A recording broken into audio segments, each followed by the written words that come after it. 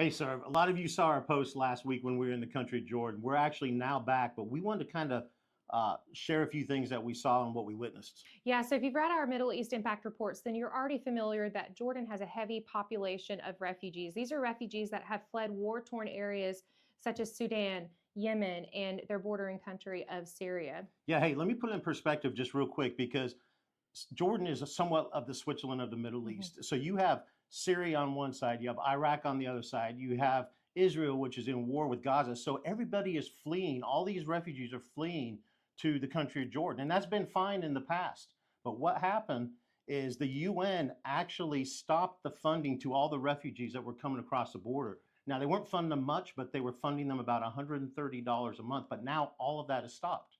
And because of the political system and the laws, any refugee who is caught working actually gets thrown in prison. Mhm. So what are you to do? So that's kind of where Serve steps in. And guys, you've heard me say this time after time after time. We're not here to save the world. But what happens where God calls us to and the people that he calls us to serve, we're going to make a difference. So we put some things in place with a couple refugee pockets of people. And I'm going to let Heather just kind of share a little bit about that. Mhm. Some of these people groups were who? Yeah, so the people groups from Syria. So I actually, on my very last day, I was up on the Syrian border and hearing of this story of Abu Abdullah, who oversees this camp, and how they fled in the cover of the night and coming into a country with absolutely nothing. But he said the minute that he landed in Jordan, he had peace.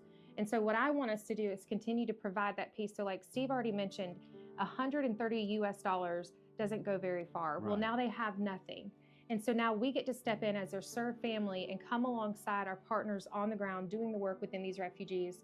And we want to give a challenge to you. Steve told you last week, he teed it up that we're going to do an ask. So what is that Yeah, ask, so Steve? actually, what we're going to do is we're actually going to work with another refugee pocket also, which is the Sudanese Fellowship Group, right? Mhm. So Sudan refugees who have fled across the border.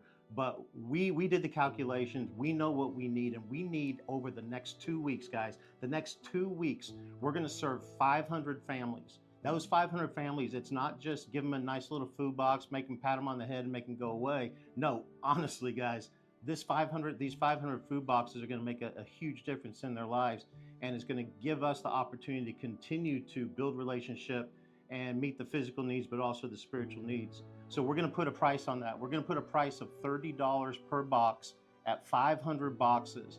Guys, we know we're asking for a lot, but we really believe, because we've seen it firsthand and because we know, and then the story after story after story, guys, we're looking to hit $15,000 within the next 2 weeks. And we're not going to be able to do it without you. Yeah, and one thing that I know about our serve family is it's a generous family, Yeah. and it's people who get behind their brothers and sisters in Christ. So we're looking forward to seeing the impact that you make through yet another ask with serve, because we know that you guys show up and show out every single time. Yeah. Hey, if you have any questions, reach out to us here at Serve. You can go to serve1.org. There'll be a link on there where you can donate $30. Need 500 boxes. That's $15,000, guys. We're believing in you. We're believing in the God who provides. And so thank you so much. And we'll talk to you soon.